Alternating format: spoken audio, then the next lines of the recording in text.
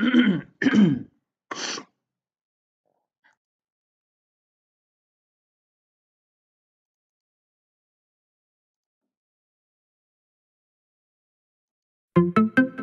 to Lynn Cullen Live. Talk radio without the static.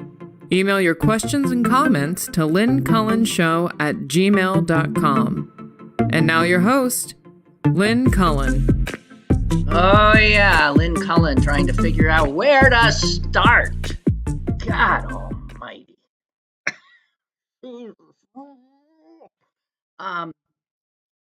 Okay. Where to start?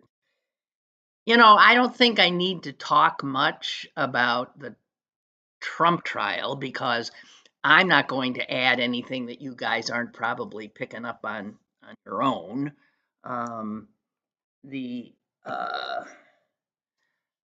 As far as I can think, yesterday it was just an incredible tawdry display of Trump world. And interesting how these people were playing the media, against one another, so that who knew? The National Enquirer was made to up their price to silence McDougal because she was also talking to ABC News. My God. And the guy at ABC, I think I have this somewhere, and then I'm going to stop because I have nothing to say about what's happening. It seems to me as far as I can tell, they seem to be presenting a pretty good case. So the guy who was on the stand yesterday is explaining how the negotiations were going to catch Karen McDougal's story, which she did not want told. She wanted the money, but they played ABC News, who were fully intending not to kill it. They wanted it. And Brian Ross, who's I think he's still a reporter at ABC, I guess was the guy who was going to do the interview. And he told someone, I think this is the Atlantic, I read this in, Brian Ross said, from ABC, said, we had it all set to interview McDougal. They were going to break the story that the guy who wanted to be president had cheated on Melania and blah, blah, blah. They were going to run with it. We had it all set. We picked the date, camera crews, makeup. And then she called me and said, my family doesn't want me to do it. That isn't quite the truth. It was that she didn't want it out there. She was using them to get money from the National Enquirer. And he only after the Enquirer news came out, or it didn't, he says now, in retrospect, we realize that they were using us to get to Trump for the money. So it just, everything, everybody he touches, everyone who comes into his orbit is almost immediately tainted. And he's already turning on this attorney he has, who's apparently actually well respected and sort of abandoned his well respected career to take this case on. And he's already bitching and moaning about him. What an awful, awful, awful human being. Okay, just saying. I love seeing him looking so miserable. That much I can say. The other thing I want to tell you is I spent the last few days not blowing, because I don't blow, last few days sweeping up these yellow strands of stuff falling from the trees. Well, if you have oak trees around you, you know what I'm talking about. It's unbelievable. I mean, every year I know this happens, but I have never seen so much of it. It's unbelievable. I was sweeping and sweeping, and every few seconds I heard myself mutter, "This is unbelievable." And I started annoying myself, but I couldn't stop saying it. This is unbelievable. Just huge piles of the stuff. And it kept coming. I would fill an entire bag full and wake up the next morning and it's still there. I'm shielding my eyes from the sun. Yes, the sun. And I'm looking up to see, are there any more of you up there? And oh, yeah, I'm looking right now. There are. So it ain't done, but it's definitely getting there. So I actually looked up for the first time, even though this has been a spring occurrence, but never at this volume before. Um, and I found out that what those things are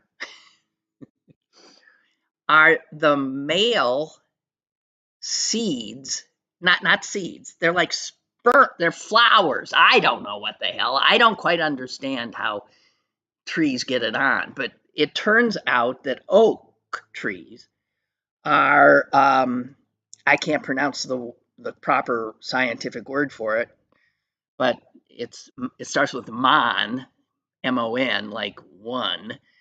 Um, it has both male and female flowers on the same tree. Now, there's a lot of other trees where you can have a male tree and you can have a female tree. Some of you might not know this. Anyway, what those yellow strands are the male flowers. They're called catkins. And what they're made up of is pollen. I got to tell you, if anyone is allergic to oak pollen, that is one miserable human being right now. I have never seen the like. Anyway, they're made to blow all that yellow little stuff. It's made to blow in the wind and hopefully land on a receptive female flower. So just want to say, yeah, apparently it's a bumper crop this year. I mean, every year I've dealt with them, but I never really understood what they were. I'm glad I finally looked it up. Oh God, my poor fish is swimming around in the pond I mean, it's just parting the waves of this yellow. I started to think of it as like sperm. If it's the male thing, it's the male thing. So anyway, I am looking up, and oh my God, there's a ton more. Dear Lord. Okay, I'll stop. So there was that. Uh, oh, I found some good news. I told you, I think, when last we spoke, I was really going to look for some good news. This is good news, but you aren't going to believe it. That's how inured we are to good news, I guess. We don't believe it when we hear it. So I'm gonna tell you this from a reliable source.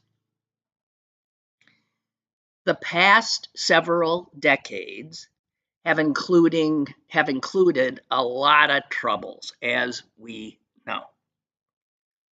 Overall, though, here comes the good news.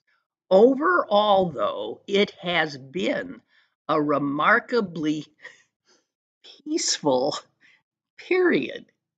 I kid you not. Global deaths from armed conflicts have fallen to near their lowest levels in 6 centuries. You thought I was going to say what? Decades? Centuries.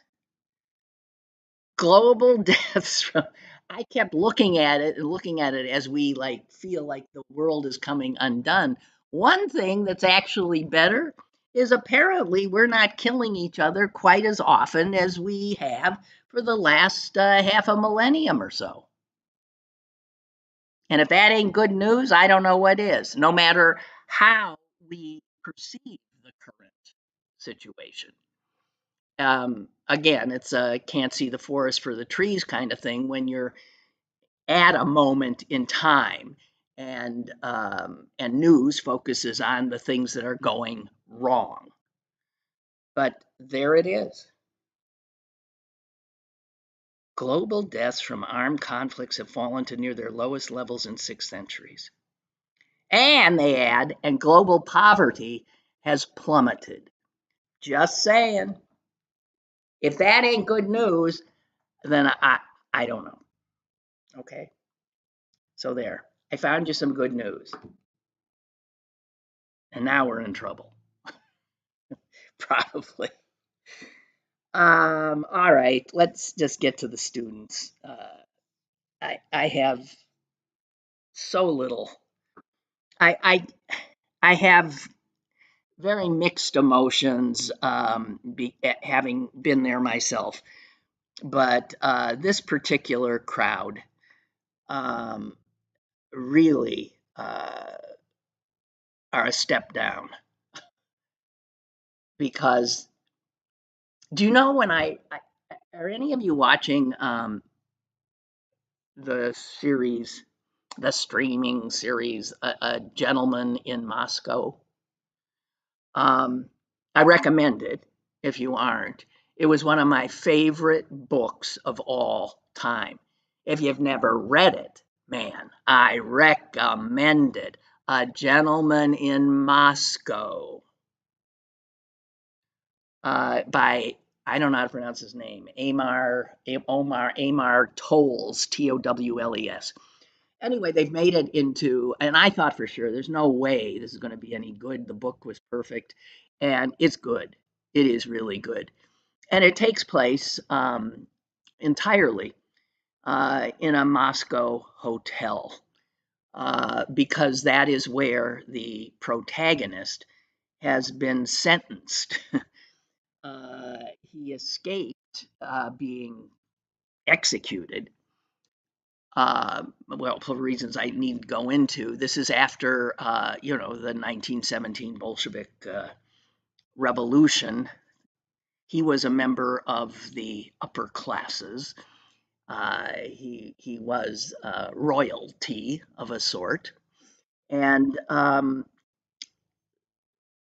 he lost his estate and all of that, but he didn't lose his life. He's sentenced to stay in the hotel he was staying in when his trial occurred, or what served as a trial.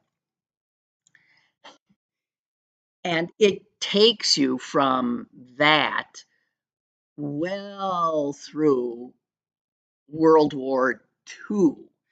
So you get a sense of you're reminded of Russian history from the overthrow of their monarchy by, of course, the communists, and then through Lenin's era, and which is when he was sentenced to his strange imprisonment, and now, at least where I am in this series, we've moved on to the Stalin era and World War II approaching. The Germans starting their play. Man, you talk about fraught times. So one of the things, the reason I bring it up is the depiction of his those who imprison him, namely the Communist Party now in charge, and how it changes throughout the history. Stalin makes the Lenin period look like a wonderful time. And the people who rise to power within their bureaucracy seemingly become less humane, and just awful. I mean, just terrifying and awful. And people are plucked out of nowhere and they disappear. Now, I say this because I'm really not struggling all that much anymore. The far left has lost me. It never quite had me, which is why I had a friend, and I'm speaking in the past tense. I had a friend who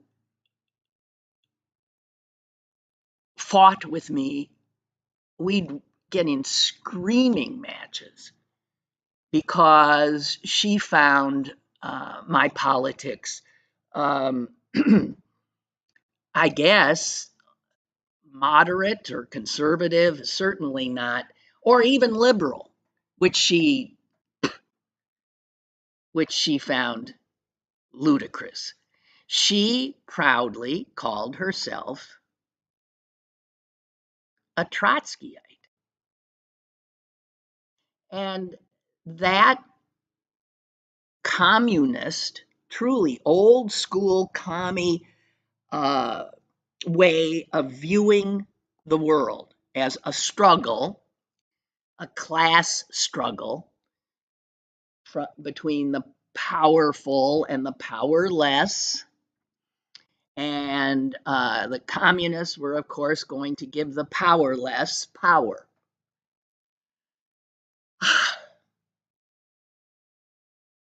And I just want to say a few things.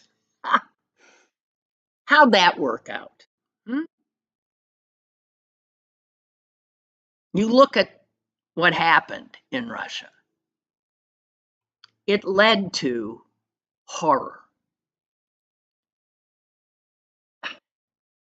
It led to horror.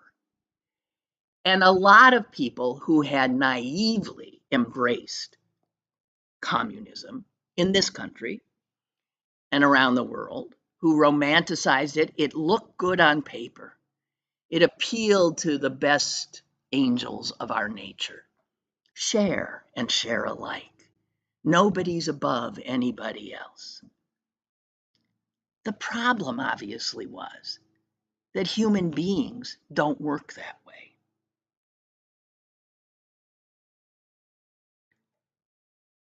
And when I think of the idealism that propelled, and you see that in the book and in this piece too, many of these early commies in Russia were the best of people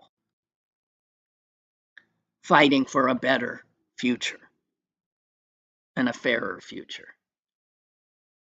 But that's not what they got.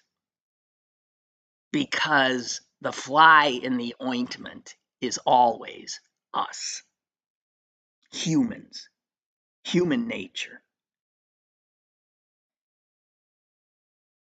And the idea that the left on the spectrum, the lefties, or even us liberals, are not made up of the same stuff that our neighbors on the right are is ludicrous. We are. And you see how quickly that idealistic people who think of themselves as saviors and protectors of the less fortunate become enforcers. become enforcers, humorless, cultish, didactic, and terrifying. They start with the appeal to good, and they end with faces masked, threatening others, refusing others the right to be in certain places, taking over, fending off. It is the very definition of illiberalism. And the left, with its need still to put everybody into boxes. The thing about the left that you see, and I would always say to my Trotskyite friend, you guys, you cannot never agree with each other. There's always somebody who's deemed to be an apostate of some sort. And so there's breakaways and people pull off one way and everybody seems to always be trying to up the other. And everything had to fit into this certain construct of how you view the world. And I'm allergic to that. I view the world in a unique way. It's unique to me, to my head and my heart, my impulse. And generally speaking, I think I'm a pretty good soul. I am aware of my capacity to be illiberal as well. But, as I've said over and over again, I do not like being told what I can or cannot say, what I can or cannot do, where I can or cannot be by self-appointed, self-righteous folk.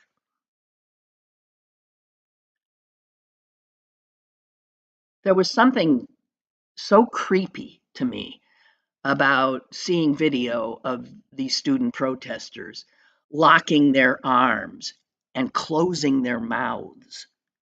When asked questions, they would not respond. They are just these steely little soldiers. And they were taking orders from, I don't know, faceless leaders. I found it frightening.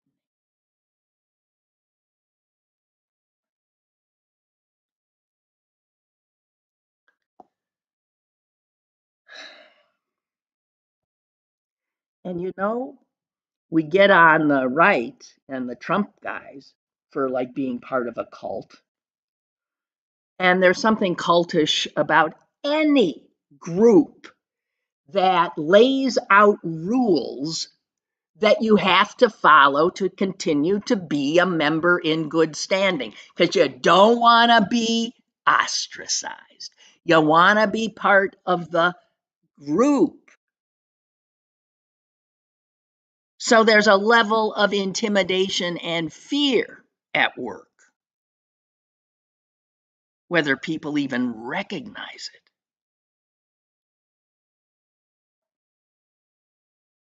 I'm done with it.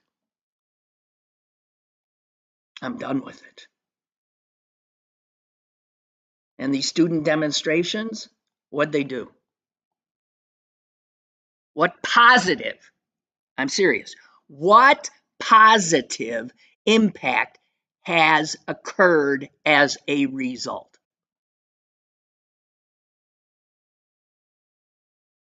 Are the Palestinians better off? Has Netanyahu all of a sudden become some kind soul and pulled back?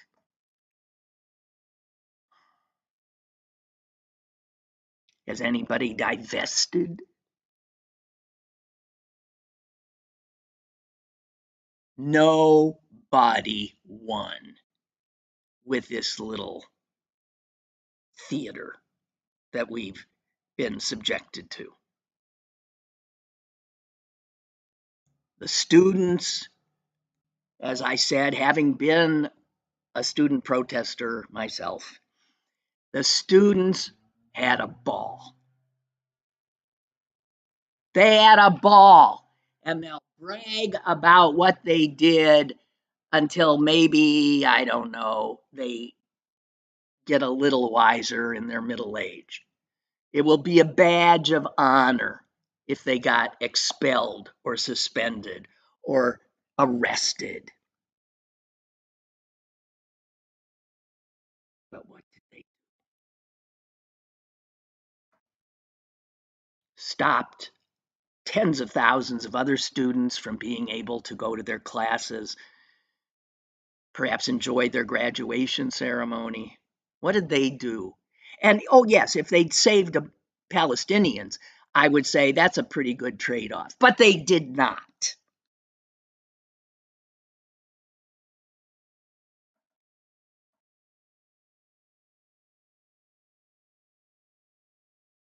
They made outrageously ridiculous demands.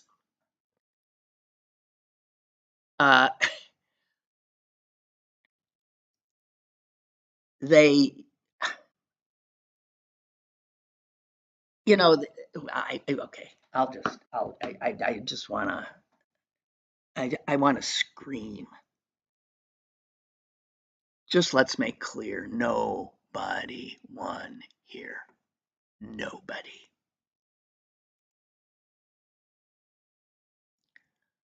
I got a caller. Hello. Hello. Hey, the positive seems to be that. Hello. Yes. How are you doing? Well, I'm surprised you The called. positive seems to be that. Wait, are you calling me? First time I've listened. Well, I thought you were never going to listen Yeah, again. I thought you called me every name in the book. But now you're back. I don't know who you're. Huh? Why'd you listen? Do I get to say anything? No, go ahead. Go ahead and have Hello? your say. Thank you. The positive seems to be that 37,000 dead people haven't been in the news for a week or so, so that seems to have been good.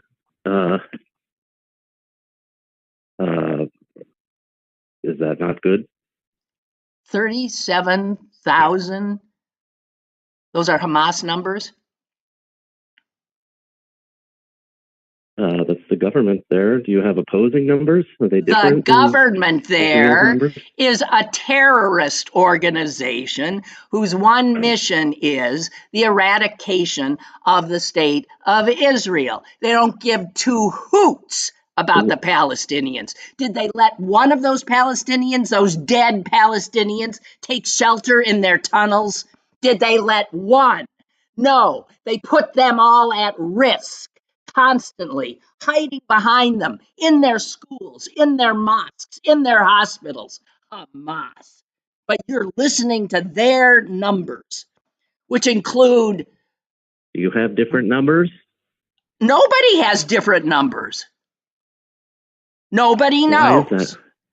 I can tell you this, I Oh, don't nobody believe knows. a thing that comes out of the Hamas ministry of anything. They're killers. Do you believe the Israeli numbers? Do you? I haven't seen Israeli numbers. Why is that? Well, listen. The numbers I know from Israel, the numbers I know from Israel are the dead women and children and old people and families that were slaughtered in Israel that begot this horror. You know, things have consequences. It started as a response to that, which is exactly what Hamas wanted. So there because wasn't Hamas there wasn't like a loves blockade on dead Gaza for over a decade Palestinians. or anything. They love dead Palestinians because they know the world will be appalled. They love goading Israel, especially this government in Israel, because they know they will be merciless. And in that regard, Hamas scored. Do I ever get to say really anything, well. or are you just going to talk like you do every other day? Hello? Do I get to ever say anything, or do you just talk Well, what over me I the whole find time? fascinating is that you called at all, because the last Really, I heard from you was I never said I was not listening to your wait a show, so minute, you lied was about a that. Nor did I call you screed every name in the book, accusing liar. me of every crime in the book. And now you're back. You're a which is liar. I never did fascinating. any such thing. You're lying. You're a lying. I never did either of those things. I sent you a 3-sentence email that you couldn't respond to, a screed in your book. Now you talk over me because you can't defend Israel starving Gazans for over a decade and doing it even more intensely since October. Do you have a defense for that? I'm sorry, I wasn't listening. I know you don't listen because you would rather listen to lies from the government of Israel. You don't care about those people any more than anybody else does over there. I don't care about what. You don't have any evidence of these hospitals having command centers under them. Zero evidence of that. Oh, wow. You don't have any evidence that the Hamas hides behind people any more than Israel does, because there's abundant evidence that Israel shoots from behind everybody knows they do it. And it's why the Arab states hate their guts. It's there's why plenty of reports. Palestinians. Are you kidding me? Yeah. No, I don't want to. I don't want to subject. I said Israel does the exact same thing. You don't ever listen, so that's why you don't know what you're talking about. And you have to lie about me. Okay. Well, if you don't mind, you've been on here for 25 minutes, that's true. And I'm sick of it. By the way, your mask story is also a lie. Those students, as you won't report, the students were having their home addresses given out so that they could be.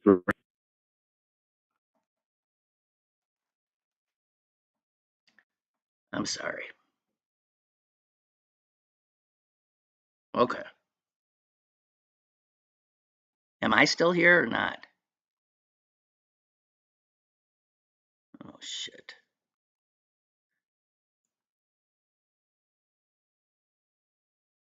I think I knocked myself off.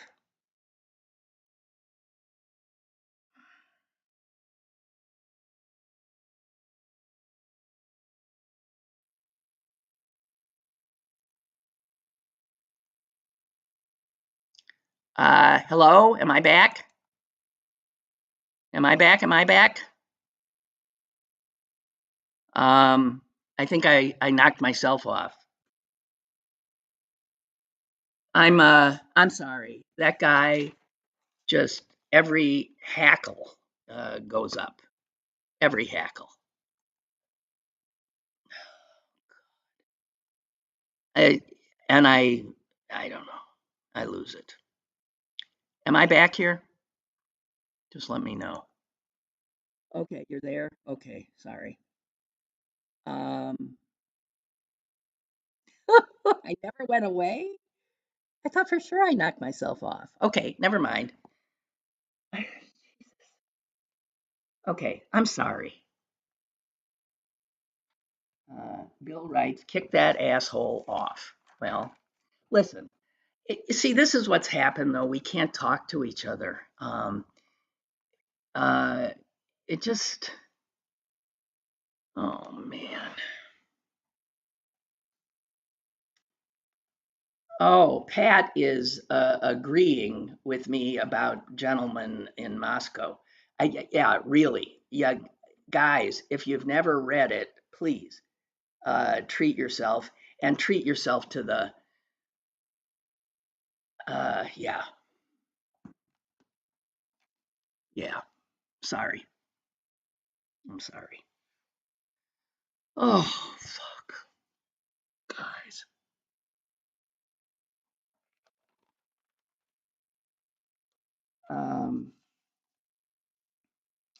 Maybe I was incorrect. I believe, I'm trying to remember. I think it was actually a letter. It was a mailed letter to my home.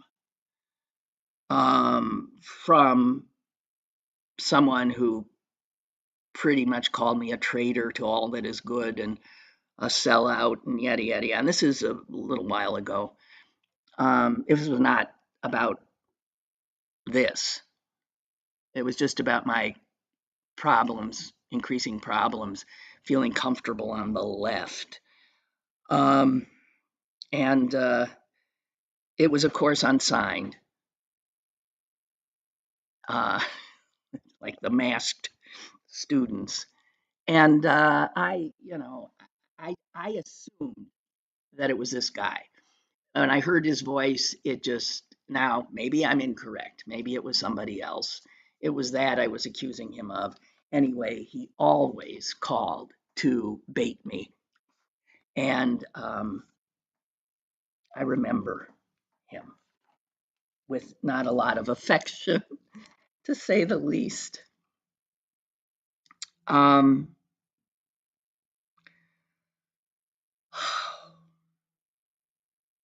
you guys know about, I'm sure you do, Project 2025. One of you said to me, please, please talk about it. And they're right. It is the most chilling thing imaginable. Also, it coincides with this Time magazine piece. I didn't even know Time magazine was alive, but I guess they have some presence, I guess, online. And they employ some poor beleaguered reporters, one of whom apparently was able to interview Donald Trump. And he put out an extraordinary piece that is so chilling you can't even, I mean, where Trump literally says that yes, everything he's saying he intends to do. More chilling than Trump himself is the array of think tanks, big pocket money capitalists, people who want him in power. And they want him to have a more successful second term than his first. And so, I think headed essentially by the Heritage Foundation, a chillingly right-wing think tank, and the Heritage Foundation and literally a network of more than 100 other conservative groups created something called the 2025 Presidential Transition Project. And it's the blueprint of what a second Trump administration would be from day one. They're giving it to him. They have a 1,000-page manifesto laying it all out. There's no subtlety here. There's no attempt to hide, and say, hey, we're going to give you this when they fully intend to give you that. No, they're telling us. Okay?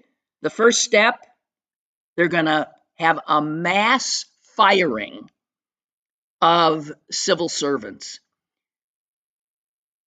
all of whom will be, and we're talking thousands, tens of thousands, and all of whom will be replaced by Trump loyalists. They have millions of dollars, and they're already hard at work making lists of the people who will fill these positions. They're very open about it. They have already recruits. They intend to recruit up to 20,000 people by the end of the year to start this initial attack at the deep state, where they're handpicked folk will come in. The Justice Department would fall under the president's direct control.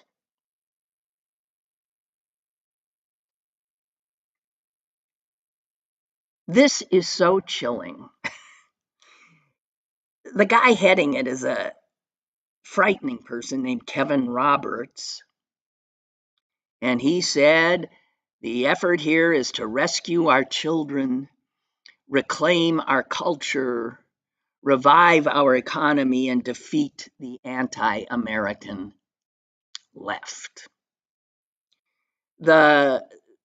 It's patterned after what Viktor Orban did in Hungary. And as you know, in Hungary, he pretty much took over everything. The judicial system, the election system, the universities. He's anti-gay. He is a racist.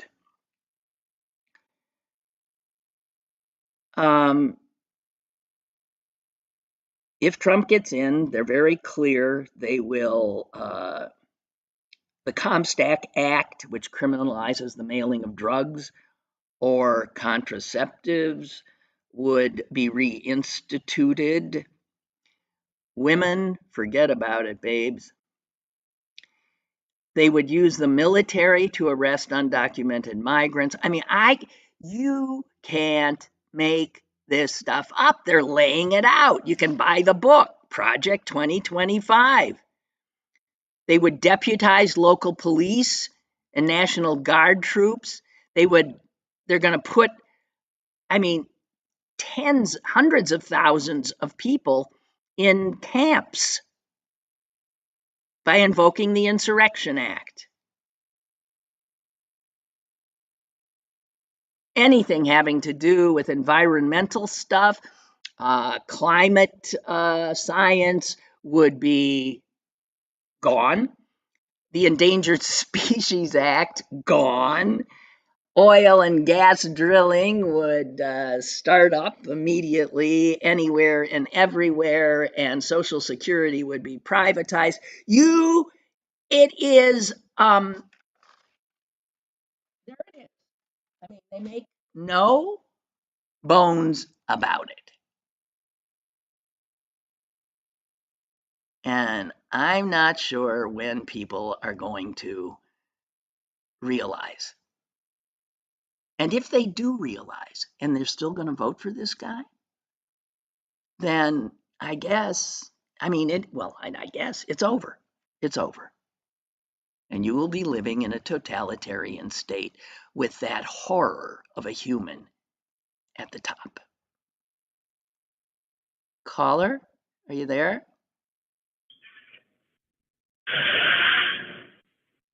Hey, Lynn. Ray from Marshall. I'm sorry to call 2 days. That's okay.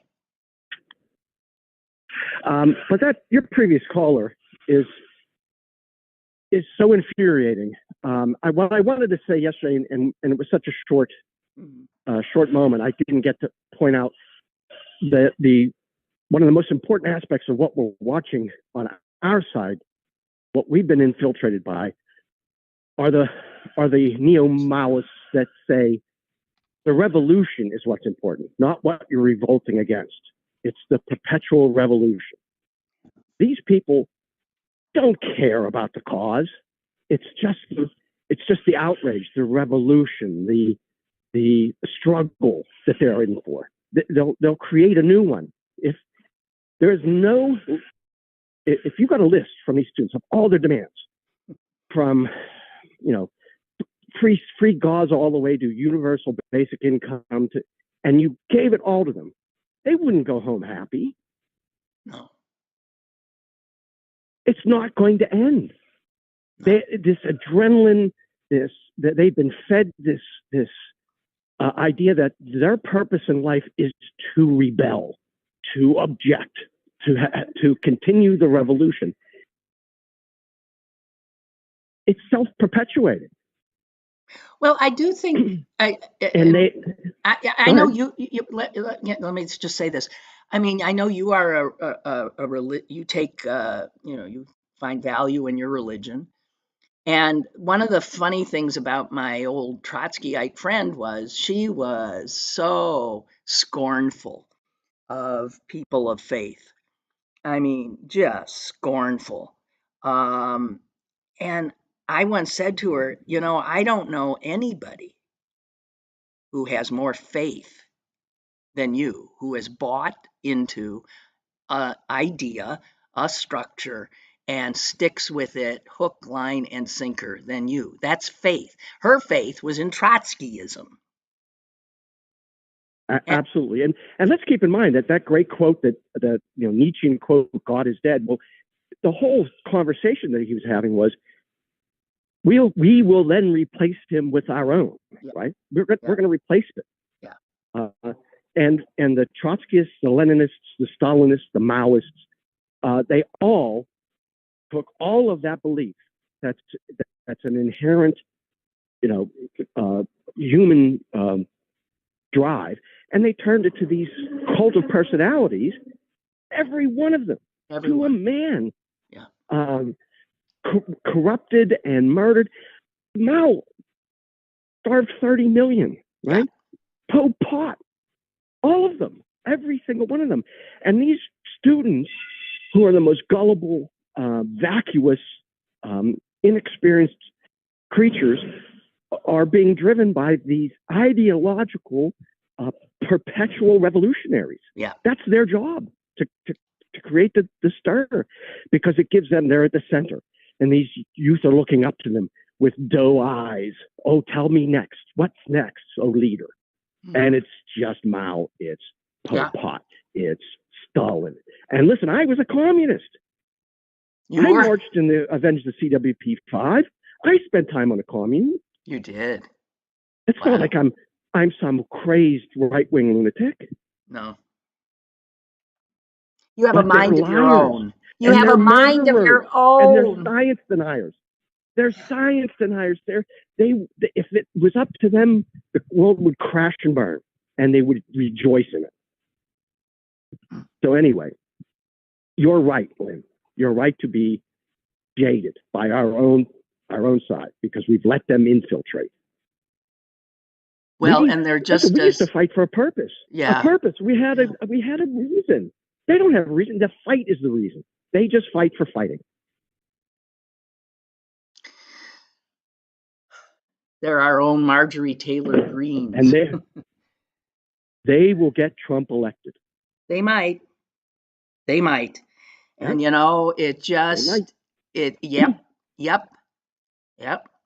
And you don't think somewhere deep in my heart, if the Republicans had run anyone else than Trump, I wouldn't waver in my stance, right? I have to vote for Biden because Trump's going to be on the other side. I can't do that, right? Right. But like I said yesterday, they're making us pick between Mussolini or Mao, and I don't like either one. No, I agree. Well, thank God Biden is not Mao. Biden is not Mao. No, but he's surrounded by Mao. He's surrounded by these people, and he's got to placate them all the time. I'm sick of them. Right. I'm just sick of them. Thank you, Ray. That's right. I appreciate it. Thank you, Lynn. Hey, listen, enjoy your week off. All right? I will. I will. Yeah. Thank you. Right. Okay. All right. Bye-bye. Love you. Bye. Talk love soon. you too. Bye-bye. All righty. I've got another caller here. Hello. Hello. Yes. Got to talk you down again. Hey, I'm not going to rehash what I did the other day, and I don't usually call twice in 1 week. I try not to. But just remember this. Domestic and foreign enemies. Remember that. And that is what military protects against. Remember, domestic and foreign enemies. All enemies. Yeah, that's right. Domestic and foreign. He is being watched. Right. So he's a domestic terrorist. To me, he's a domestic terrorist. They're watching him right now. Guaranteed. Matter of fact, I saw something on the internet the other day about the guy was talking about. They are watching him close. So don't think we might, as the politics and all that, think, oh, it's all, there's more. We don't let things go. We don't let things go, and I guarantee his day will come. That's all I can say. Okay. Just remember that. Our military is not, he's the commander in chief, but he can't break the law. If he's breaking the law, he's in trouble. So that's it. Okay. That's all you got to remember. I don't think he's going to get in anyway. Well, but here's the thing. As we've said before, and I'll say it ad nauseum, it doesn't matter if he loses, he's still going to subject us to the same thing. He will insist the election was stolen from him, and he has a lot of people in positions including some people on the Supreme Court of the United States, who would be willing to help him out, right? Well, so that's a little unsettling. But we're in for a real rough ride. Right. Okay. Thank you. Appreciate it. Bye-bye. Yeah.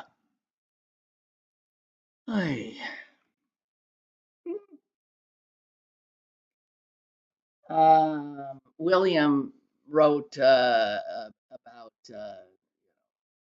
this the guy who called first. I've never heard more wasted pregnant pauses. Am I on? May I speak?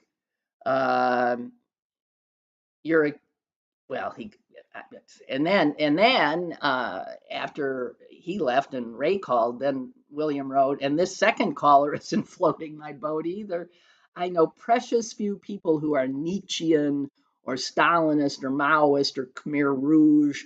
I have an old friend who is an actual socialist, and he's nothing like what this guy's talking about. Most people I know might call themselves humanist. I don't mind anyone being pro-human. What I hate about the radical left is how bad they are at it. Okay. I appreciate all of that. I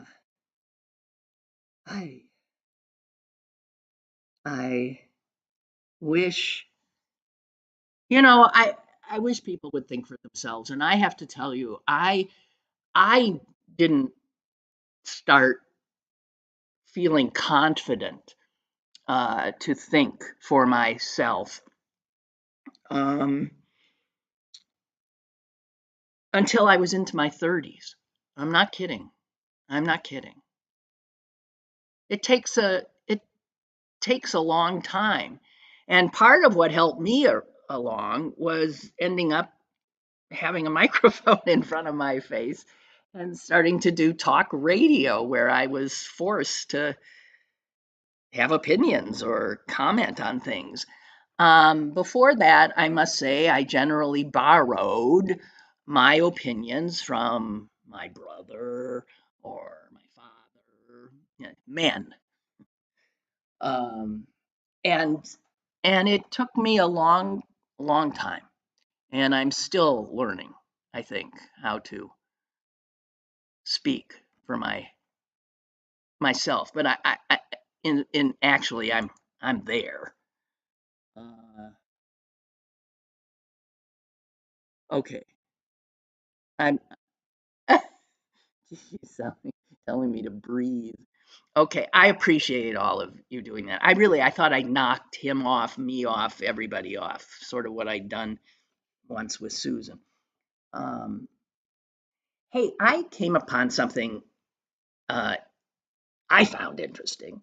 And that was, I didn't know this, that Donald Trump is looking to, he likes to get Marco Rubio as a vice presidential candidate. Marco Rubio and J.D. Vance, who the hair on, do I have hair on the back of my neck? I got, a little fuzzy stuff. This stands up on end. But there's a problem with Rubio. And I didn't realize this. It's the 12th Amendment.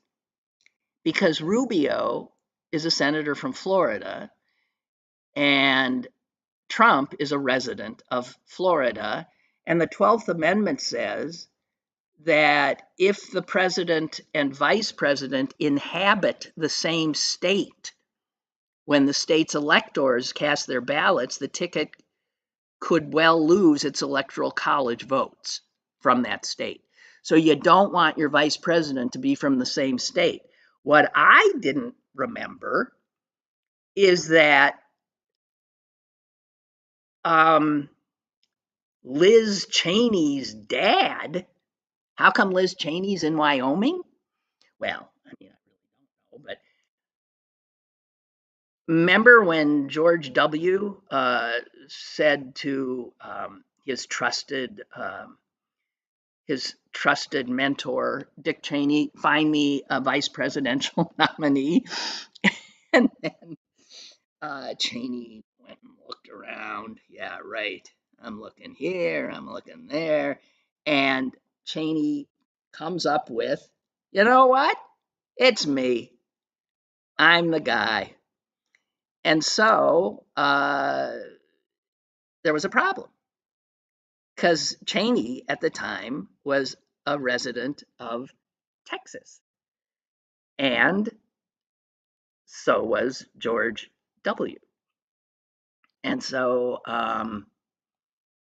Cheney decamped and went up to Wyoming, where I guess he had a ranch or something. I don't know. But I didn't remember that at all. And then this is something else I wanted to treat you to. This is from Heather Cox Richardson, who is a historian. And she was talking about how, you know, one thing authoritarians always have to do is get people not to trust independent journalism, not to trust the media. And she does a deep dive into where that effort on the part of the Republican Party began. And she starts it with William Buckley Jr. Coming out of Yale in the 50s and writing his book and talking about the fact that the media could not be trusted. Hence, he started his own magazine that would tell the truth, National Review. And get this, there was a confidential memo written in 1971 by a guy named Lewis Powell. He wrote this confidential memo to a friend who was at the U.S. Chamber of Commerce. And the memo said that the media presented a liberal bias. And he warned that the American economic system is under broad attack by the communists and leftists and other revolutionaries. And he said what he worried about was perfectly respectable elements of society, like the college campus, the pulpit, the media, literary journals, the arts and sciences, polluting people's minds with these liberal ideas.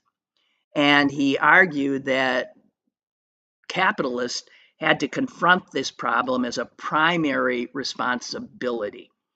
Now, if the name Lewis Powell rang a bell, when Richard Nixon became president after the '68 Democratic Convention in Chicago,